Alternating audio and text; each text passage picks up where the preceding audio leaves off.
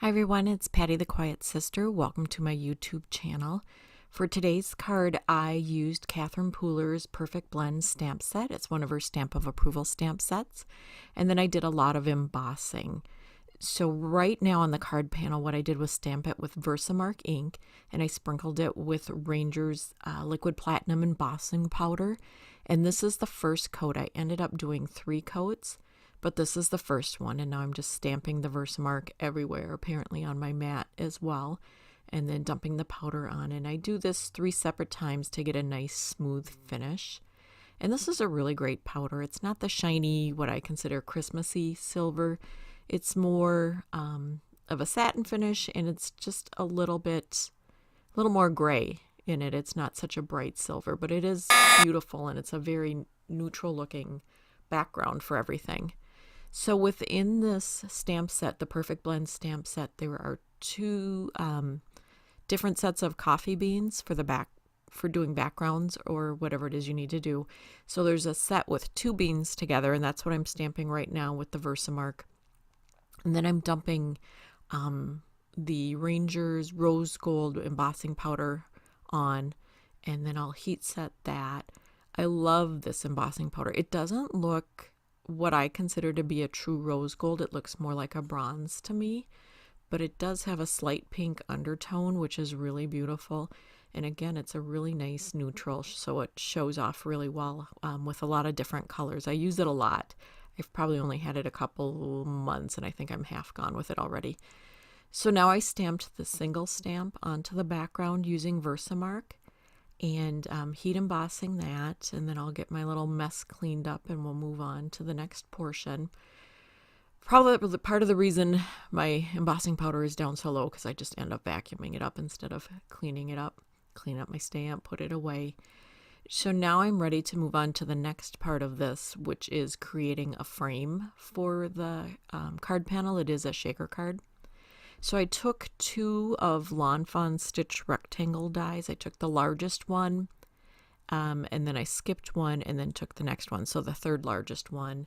I'm going to tape them down on a piece of cardstock and then run them through my die cutter. And I did splurge and get a Gemini, and I got the big one, and I'm glad I did. You may or may not know I have RA, and cranking on that handle on a die cutting machine was awful. So this, I have to tell you, my hand pain has gone down by half. So now I'm just stamping the frame using, I'll use the rose gold embossing powder again.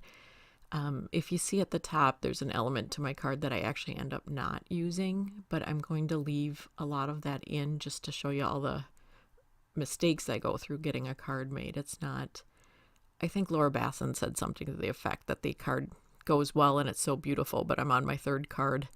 So something like that. My clear panel was not working, and I think it might be because my heat gun is so old, but we'll get to that in a little bit. So I love how the embossing powder gets into the stitched parts of the frame.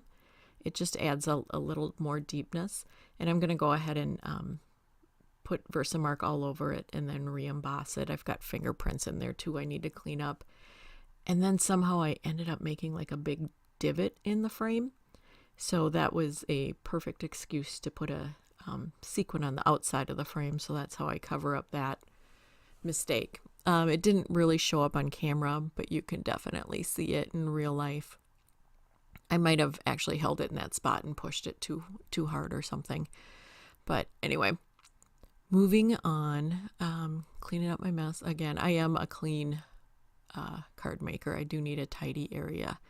So now I'm going to go ahead and cut out my embossed to fit to the size of the frame. It's a little bit too big, so I'm just using the largest stitched rectangle die from Lawn Fawn and run it through my Gemini.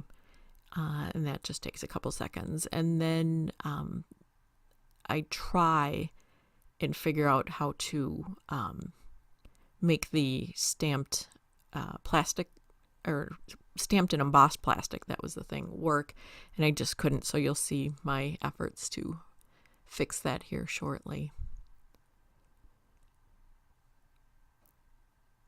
Yep, there it is, clean up the plastic. So what had happened on that is it is embossable plastic, window plastic by Judykins. And I have seen people make that plastic work, but I mean, I've seen actual footage, not grainy like Bigfoot footage, actual footage where it works, and it puckers on me. And part of it might be because my heat tool is so old, it might not get hot enough. So I might have to invest in a new heat tool. I don't want one of those supersonic ones people have that are from Wagner. That one just scares me, but I understand WOW came out with a 2-speed one. So I want to try that one. So here I'm stamping with some Midnight Blue StazOn ink, and I do love that color.